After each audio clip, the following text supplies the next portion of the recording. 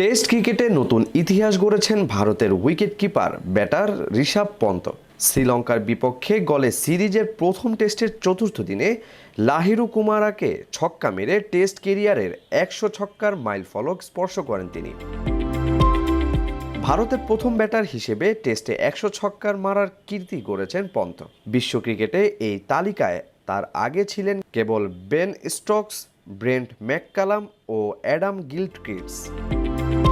গিলক্রিস্টের সঙ্গে যৌথভাবে 100 ছক্কা নিয়ে পন্ত এখন এই তালিকার নতুন ব্যাটার।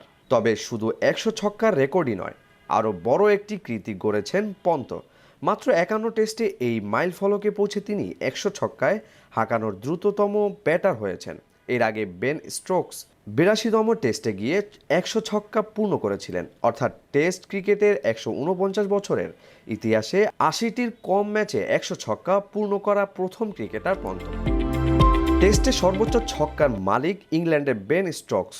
এ ফরম্যাটে তার ছক্কার সংখ্যা 138টি। এরপর নিউজিল্যান্ডের সাবেক অধিনায়ক ব্রেন্ট ম্যাককালামের 160টি।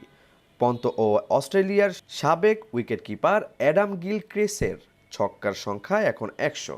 তবে 100 ছক্কার পূর্ণ করতে বল খেলার হিসেবে পন্ত সবার চেয়ে এগিয়ে। তার 100 ছক্কা এসেছে মাত্র 4918 বল খেলে। গিলক্রিস্টের লেগেছিল 6578 বল, আর স্টোকসের 9042 এবং ম্যাককালামের 9756 বল লেগেছে।